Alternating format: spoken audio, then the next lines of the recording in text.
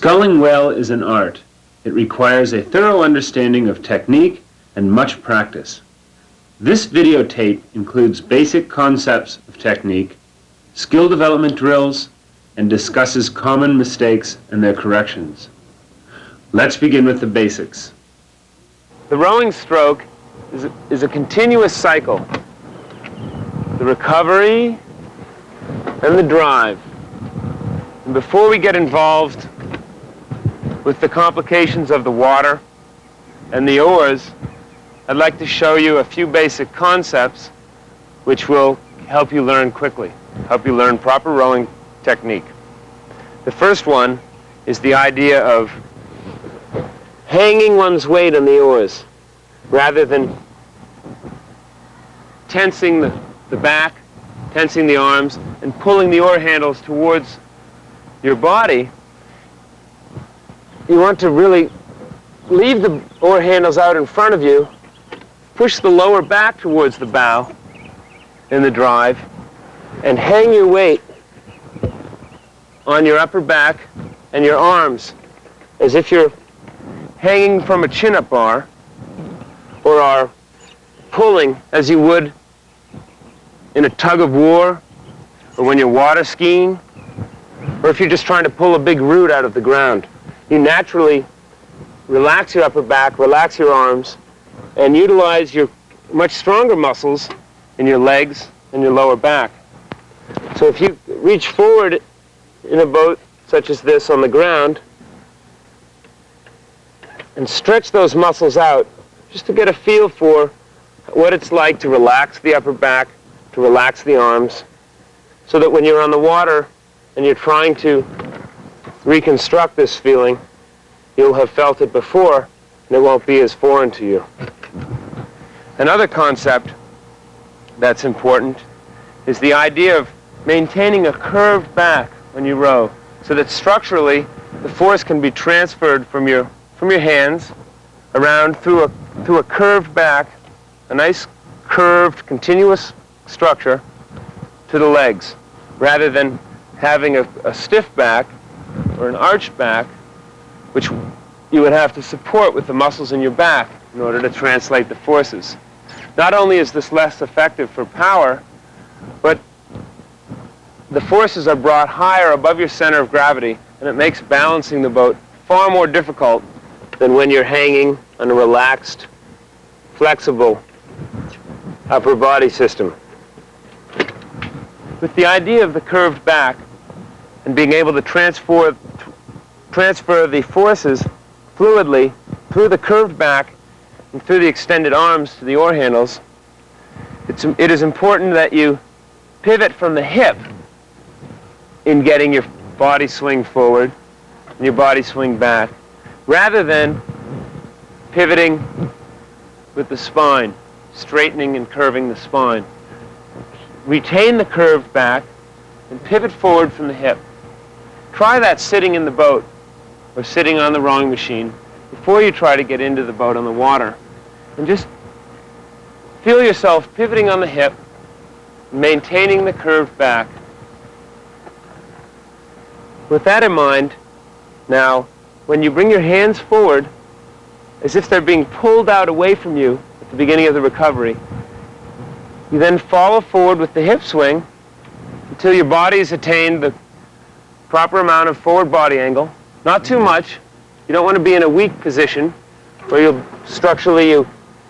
you're at a disadvantage in pulling the oar, but you want to be bent forward about almost a 45-degree angle. And you want to lock your upper body in this position as you're coming up with the knees, so that when you reach the extent of your reach, you put the blades in the water and push with the legs, you can transfer the force directly from your shoes through to your hands and hang your weight on the oars really instantaneously.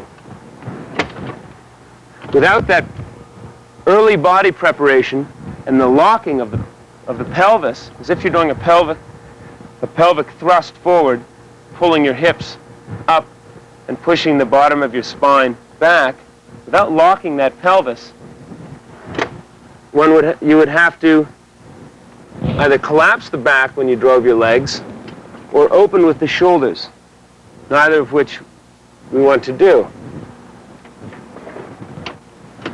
By locking the pelvis, one can come forward, transfer the force from the leg drive directly into the water without moving the seat or the shoulders independently of each other. The hips and the shoulders will move back together as the force is established on the water, and then the backswing is brought in, and finally the arms. All of these concepts will be talked about in further depth once we get on the water, but we wanted to introduce you to them now without the complications of the water and the oars, so that they won't be completely new to you when we get in the water and there are other things to think about. The concepts are the curved back, proper body extension, pivoting at the hip, and locking the lower torso. Now we will get the oars and work on blade control. Okay, the oar, or scull, is placed into the oar lock, with the oar lock facing the stern, not facing the bow, facing the stern, at the narrow end of the shaft, down by the blade. And the blade is extended out, pushing the shaft through the oar lock to the sleeve, where the button prevents the oar from extending out any further. The sleeve is designed in conjunction with the oar lock to hold the blade square in the water during the pulling phase of the stroke, where the flat of the sleeve will line up with the flat of the oar lock. The blades are brought forward on the recovery and back on the drive with the left hand over the right hand.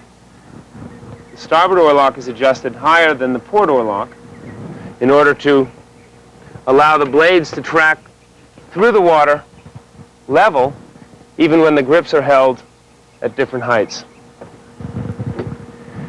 The grip is established on the oar handles by placing the fingers over the rubber handle when the blade is feathered, and the blade is squared by turning the fingers downward in a fist and turning the first joint in the hand.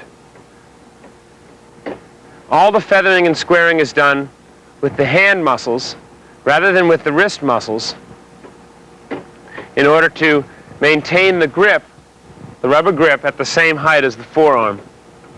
This coordination is a little bit more difficult than what some people naturally do in turning the wrists, but by learning this early, many problems involved with the catch sequence and with the recovery are avoided. And with a little bit of drill work, a little bit of practice and patience, this grip is easily mastered. Once the feathering and squaring are mastered with both hands, with minimal use of the wrists,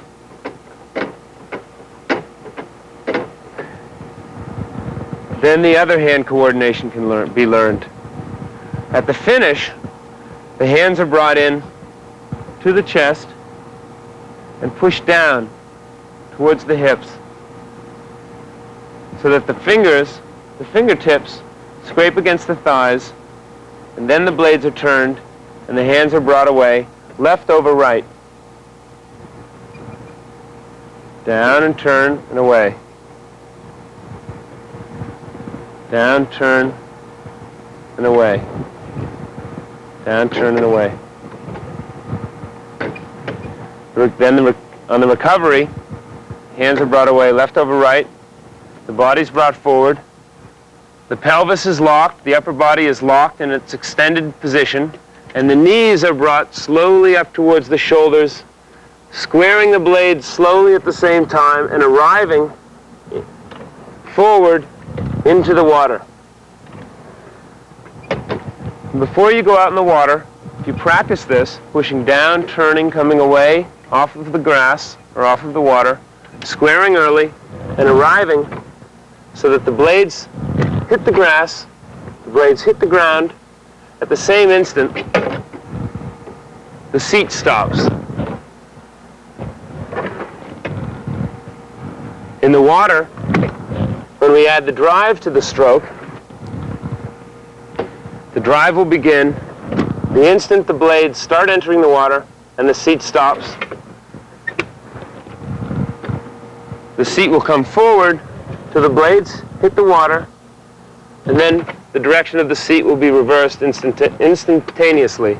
The seat does not spend any time stopped.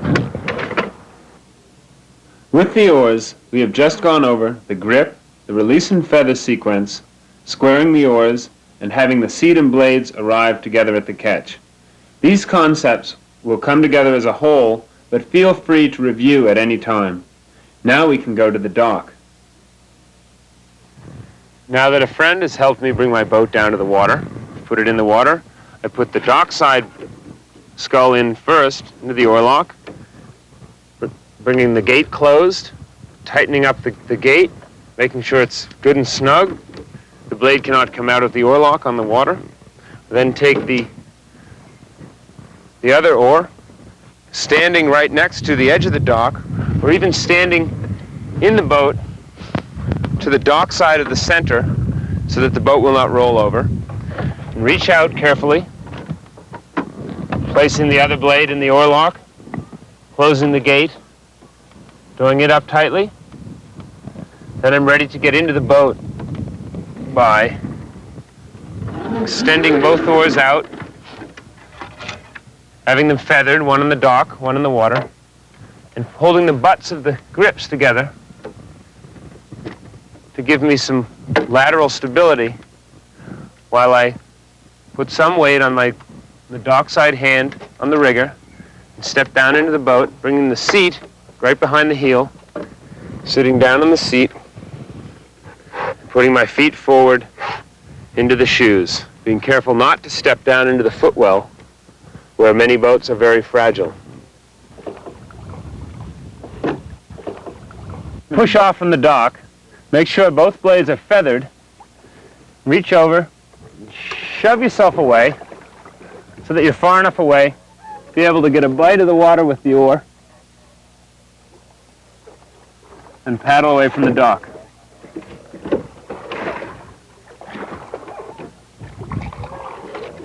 Before you set off to row, make sure that the riggers are high enough, that the grips are right up into your rib cage so that you have plenty of room to push down, clear the blades off the water. And make sure that the foot stretchers are in the right position so that you can clear the handles by your sides. When you first get out in the boat, you can use the feathered oars on either side lying flat in the water for stability, but learn immediately how to balance the boat independently of the oars. Rock the boat back and forth using the oar handles, and then rock the oar handles back and forth by twisting the boat, twisting your hips from side to side and changing your weight. Learn how to use your weight to balance the boat at the finish position, letting go of the oars, at different points during the recovery, and at the catch position. Notice that up at the catch position, or as you approach the catch position, you shift your control from the hips alone to the hips and the shoes, varying the weight on your left side and your right side. Another helpful hint for balance is to look at the horizon and not use the boat as a visual reference. If you look off into the horizon and forget about the boat beneath you, it is easier to balance the boat with your loose hips. Balance is extremely important. It's as important for elite scullers as it is for recreational scullers out for the pure enjoyment of the sport. If you learn to balance the boat during the recovery, then you can learn to keep the boat balanced during the drive so that when you take the oars out of the water, the boat will still be balanced and you won't have to fight for control of the balance.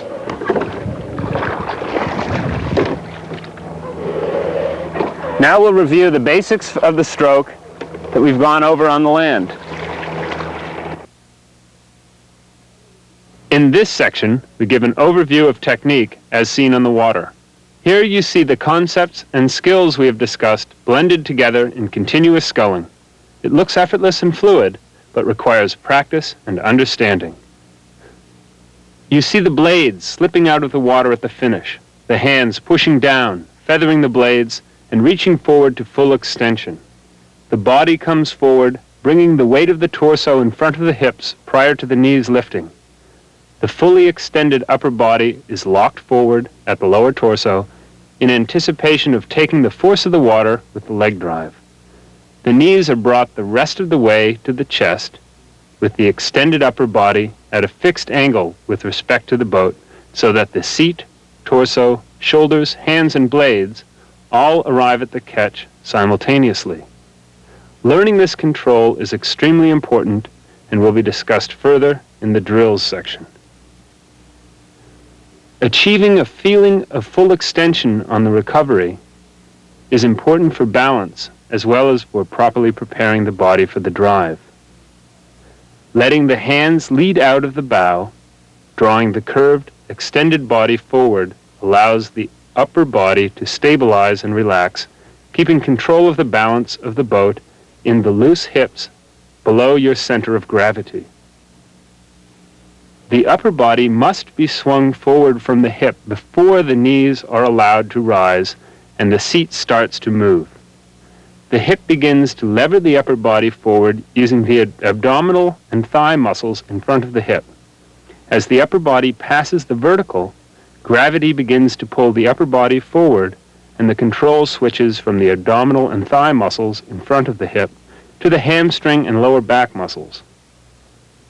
By waiting for this muscle transition to occur before allowing the knees to rise and the seat to begin to move, it is much easier to control the movement of the seat and the body forward into the catch position. The same thigh and abdominal muscles which pull the upper body forward through the vertical also pull the body up the slide by lifting the knees towards the chest. If the knees are allowed to rise while these muscles are being used to pull the body forward, controlling the slide will be much more difficult. With this in mind, proper extension, early body preparation, and good slide control can be learned. The secret to fast and efficient sculling is learning to maximize your effective force on the water while disrupting the run and the set of the boat as little as possible. A smooth, gentle movement forward during the recovery is vital, as slamming forward for the catch will check the boat and disrupt its run. With proper body control during the recovery, it is possible to have a smooth catch. Before we talk about blade and hand control, we will discuss body control during the drive. When the blades enter the water at the catch, they must be moving towards the stern of the boat as the water is rushing by. Just as the blades touch the water, the legs reverse the direction of the slide, transferring this movement up through the fixed, properly prepared upper body to the blades. As the water is caught in front of the blades, the leg drive effectively begins to pull the boat forward. This is where your body feels the hanging sensation, and your arms and shoulders can actually relax as they are suspended between your locked lower torso and the oars. When the oars are fixed in the water in this manner and the legs are rapidly straightening, the back swings open, building on the force of the leg drive, while the shoulders and arms continue to hang as passive connectors. Only after the leg drive and the backswing are well underway are the arms brought into play. The arms help to finish the stroke, with the oar handles arriving at the chest immediately after the back has stopped. The oar handles are brought to the chest by levering the elbows back at the same height as the handles. By keeping the elbows back at the same height as the handles, the forearms remain relaxed, passive connectors through the end of the drive, and the wrists can stay straight. Maintaining a loose connection between the body and the oars by keeping the arms loose and relaxed prevents the balance of the boat from being disturbed by the oars in the water. A natural tendency for many rowers is to rely on the oars for stability while they are in the water. If the oars are used to stabilize the boat while the oars are in the water, the boat will not be balanced when the oars are taken out. If the boat is properly rigged, the blades should track well just below the surface of the water. Finite rigging technique is beyond the scope of this videotape. However, directions on how to accurately rig your shell should be available from the manufacturer. It is important that the pitches be the same for both oars. At the finish, the forearms push the grips down towards your thighs. The blades are extracted from the water, keeping the wrists straight. And the blades are feathered by opening the hands and pulling the bottom of the grip away from you with the fingertips. The flatter the wrist can be kept, the better. Using the wrists to feather the blades encourages dumping the wrists and feathering the blades in the water, which slows the boat down. Although this coordination is difficult to learn, it is tremendously worthwhile and deserves early attention. Once a sculler learns to depend on wrist bending to feather the blades, it is very difficult to break the habit. Your grip on the handles should be gentle and loose. The weight from the oars will hold the handles in place under your hands. A good exercise to assure that your hands are loose is to row with flat hands during the recovery. As the hands come forward towards the catch, the wrists are flat and the blades are rolled square by making loose fists with your hands. The blades are lowered towards the water by lifting the knuckles up and reducing the weight of your arms on the oars. As the blades take the water, the hands form loose, firm hooks with which the legs pull the oars.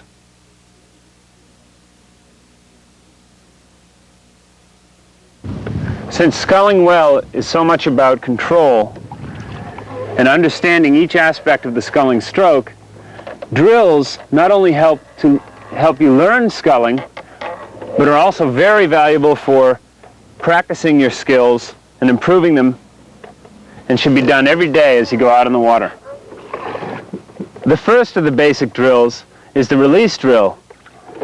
Rowing with the arms only, elbows high at the finish, pushing down, feathering with the hands away, and practicing the finish and the release. In, down, feather, away. In, down, feather, away. Practice coming out in the square.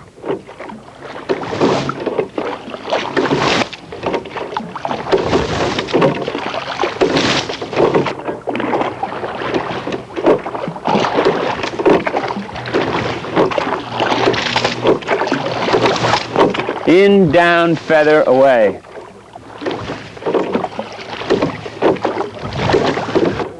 The second drill is the swing release drill. The same as the first with the arms, but adding the back. Adding the backswing and practicing the back and arm coordination.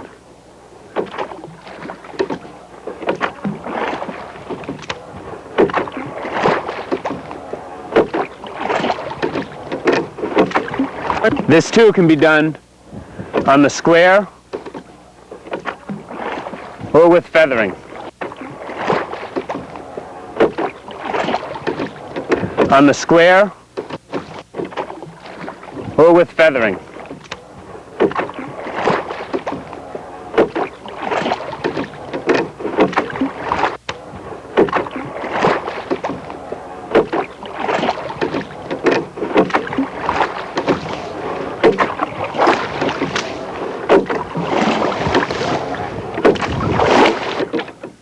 The third drill is the catch drill. Extend your body forward, lock the lower torso, put the blades square in the water, and push the blades back and forth so that you're moving the hands directly with the seat, just to get a feeling of the connection between the seat, the legs, and the water. Start by using just the first part of the leg drive, a little bit, and then eventually go to using the whole legs. And then eventually add in the backswing, and then the backswing in the arms.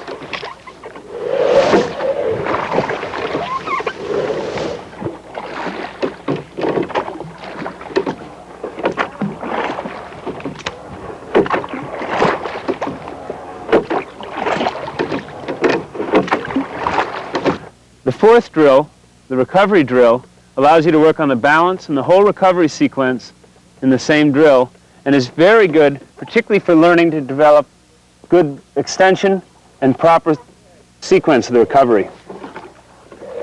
Begin with the blade square in the water at the finish. Learn to push down, balancing the boat, always going back to the starting position with the blades floating in the water, with your hands very loosely on the oar handles so that you're not using the oars to balance the boat. Push down, come forward, lock your torso, bring the knees up to the shoulders, square the blades and hook them in, learning to arrive at the catch position as the blades enter the water. The seat stops as the blades enter the water. And then build the stroke, one stroke at a time, stopping the boat in between strokes and executing the recovery again from the still position. Push down, come forward, lock your torso, bring the knees up to the shoulders, square the blades and hook them in.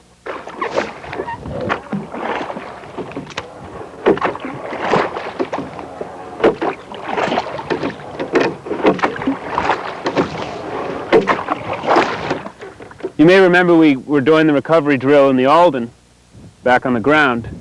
It's a very excellent drill. If you can perform the recovery drill well,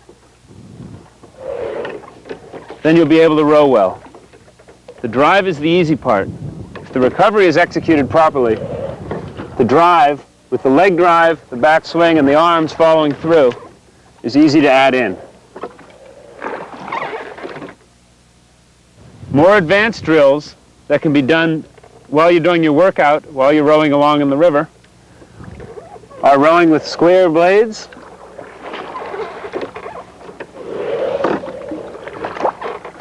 feathering late and squaring early, just as an exercise in control.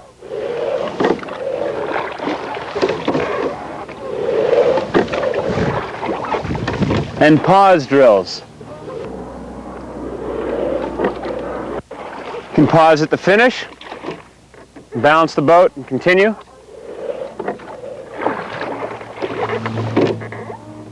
Pause with the arms and body extended.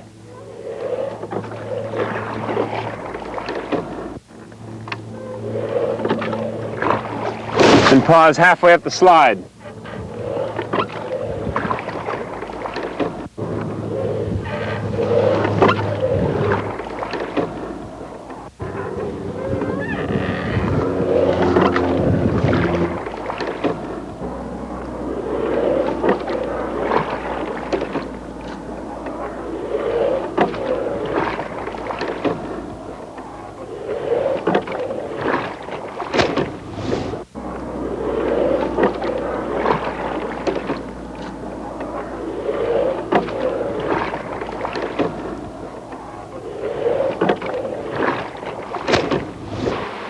In this tape, we've talked about a lot of different small elements of the stroke, about the curved back, catching, driving them with the legs, opening the back, following through with the arms, keeping the elbows high, pushing down, feathering with the hands, extending the arms forward, bringing the body forward at the hip, locking the lower torso, bringing the knees up with a controlled slide, bringing the knees up to the shoulders, squaring the blades gradually, and lifting them in, having the blades arrive in just as the seat stops, and driving with the legs again. Some common mistakes that the drills will help correct are, with the blade control, flip catching, particularly if you use your wrist, feather and square. You come forward, square it, and then start back, hooking it in, or even square it on the way back and actually roll the blade into the water. If you do this, you miss the first effective 2 inches of the stroke. Some people square the blades and miss water in the air. Other people will leave the blades flat at the end of their reach, square them as they're pulling, missing water. The release drill, which we showed you, can help you work on the blade control of the catch, as will square blade rowing, rowing with a delayed feather and early squaring. body control problems, the most common one of which is starting the slide up before the body's come forward.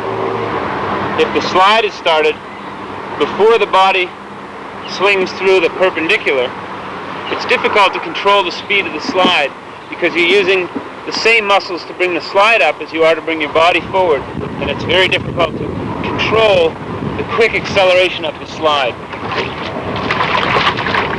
By making sure you get the early body preparation forward and then breaking the knees, this problem is avoided. Another problem is continuing with the shoulders after the seat is stopped and diving at the catch. Because the lower torso wasn't locked properly in the early body preparation, the catch drill is useful for correcting shoulder diving, as is pausing with the arms and body forward, or pausing halfway up the slide, making sure that you lock your lower torso and go in and take the catch with the legs. Another common problem is the death grip, clutching the handles, squeezing blood out of the handles.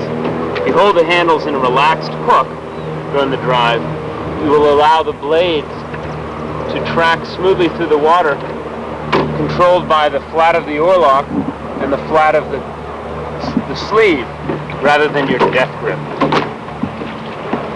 Relax the fingers. Make sure that your hands are relaxed, and you lift the palms off the rubber so that there's a straight line across the back of your hand on the pull-through. Another common mistake is breaking the arms too early, either catching with the arms and having to carry the arms through the most powerful part of the stroke, bent, where you're using your muscles to hold them bent, rather than hanging your weight on the oars.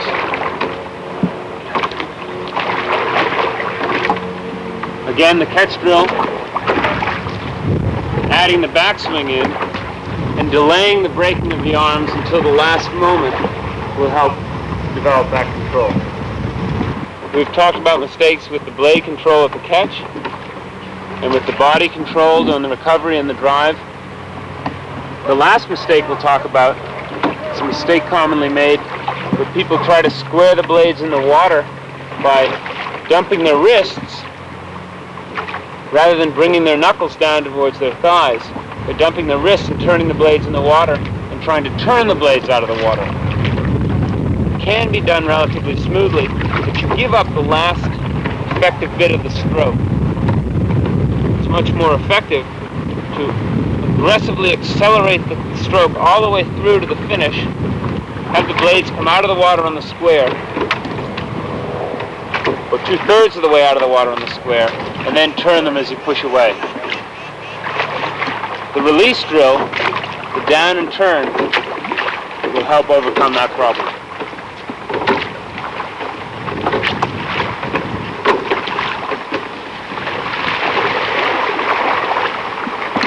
Sculling well is about control. Hopefully with this tape, we have given you a model and the understanding and the tools with which to pursue sculling well on your own. It takes a long time. It takes a lot of practice, a lot of hard work, but it's fun.